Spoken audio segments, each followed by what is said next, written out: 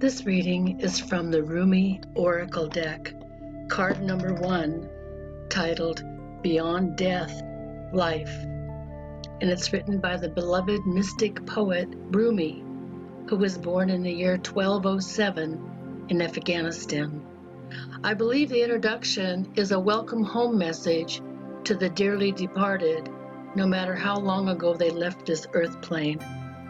Following that is the rest of the chapter, which I dedicate to all of us who are experiencing some form of death in our daily life.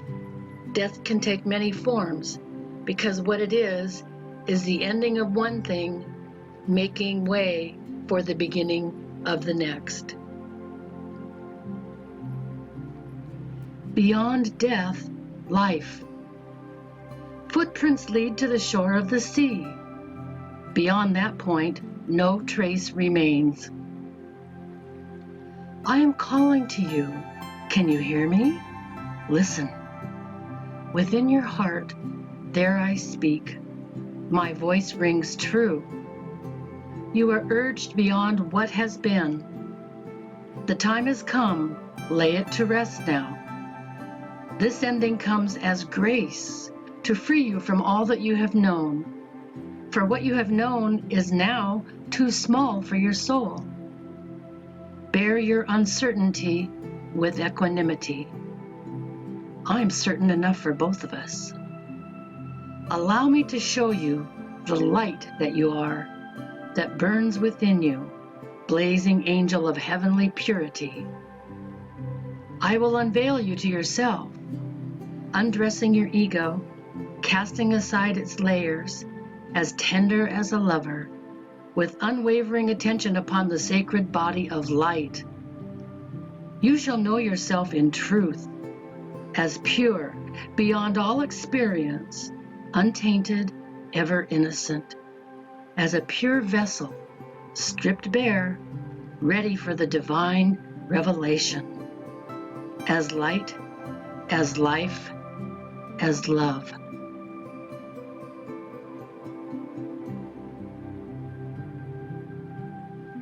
The soul craves variety because it leads to wholeness, and wholeness leads to divine revelation.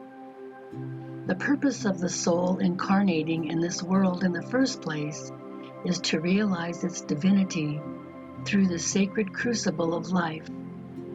The older the soul, the closer it is to the realization of divine oneness, and the more powerful its determination to shed that which would constrain complete and conscious immersion into the divine presence. So here you are, an old soul at the edge of something you have known, at the cusp of an ending and a beginning. Perhaps you are already in surrender and falling in, or perhaps you are fearful and resisting as you greet your unknown destiny. Yet this moment is happening because your own divine soul has chosen for it to be this way, so that love may grow. There is no punishment in this ending, nor is there anything to fear. There may be pain, there may be grief and loss, there may be uncertainty and even insecurity, yet you have a heart big enough to bear such growing pains. Your heart is even big enough to receive the joy that is lying in wait for you as you stumble across her in the course of your clumsy, inspired travails into new life. You can scoop her up in your arms and spin her wildly around as she delights in your embrace, throwing her head back and laughing her vibrant, contagious laughter, filling you with exquisite ecstasy. Yes, you shall know the truth, the knowledge that the divine is with you, guiding every unfolding moment of your life journey. No matter how dark it may first appear, the divine is with you in unflinching generosity, with compassion, and with fierce passion for your blossoming into all that you are, all that you can be. So, what must you do to receive this divine grace, this new life?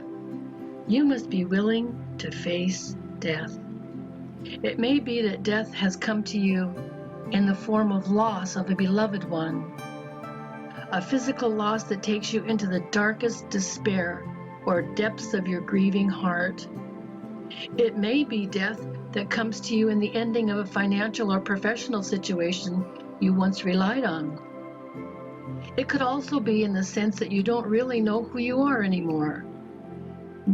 Old identities having shown themselves to be inadequate, inaccurate, mere ego masks, too small for the great being that you are starting to suspect you may be.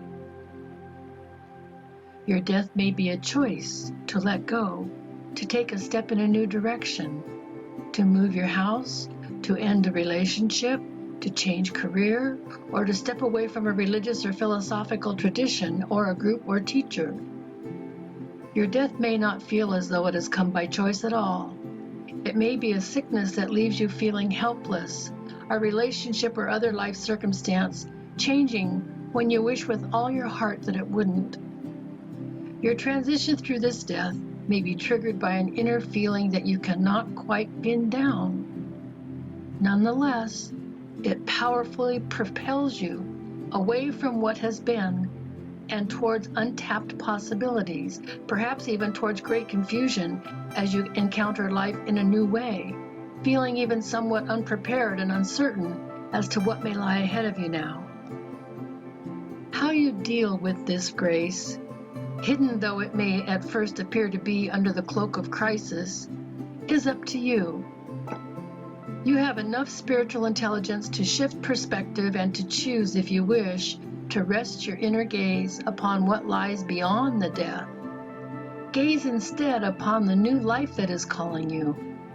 When you know deep within that no matter what experiences you have had in your life, that you are untainted, and you will be more easily able to trust in the love the divine has for you. You won't question your worthiness, and therefore you will trust in life more easily and more fully, no matter how much it asks of you at times. The divine is a relentless lover. It wants nothing less than your total being to be held in its embrace. Sometimes that means we will have to give up lesser loves for the greater love, the divine one that calls us to remember our true nature. You are a beautiful, blazing soul, having a human experience that defies explanation and opens you up to divinity. That is what is happening in your life now, whether the death is obvious and painful to you, or whether you are uncertain as to how it is as yet showing up in your life. Either way, there is an ending imminent and a new life coming to you, with greater opportunity for your radiant soul to shine in its beauty in the world. Grasp it eagerly, beloved. Now is not the time for fear or hesitation. Focus on what is becoming, whilst honoring what is no longer to be. Here is a sacred ritual where you place your hands on your heart and you say the following aloud. Rumi, who loves me unconditionally, I call upon your loving grace. Please help me release what I no longer need, what is too small for my great light. Help me recognize the purity of my own being so that I can more easily trust in the divine love calling to me, like an insistent lover in every moment. I breathe in your compassionate grace now. Thank you, my beloved. Now, keeping your hands nesting on your heart, at the center of your chest, simply breathe in and out, gently and easily. Focus on the feeling of your hands on your chest. Do this for as long as feels good for you. When you've finished, open your eyes. You have finished your honoring ritual. Bless you, beloved. May you be well. May you be blessed. May you be loved.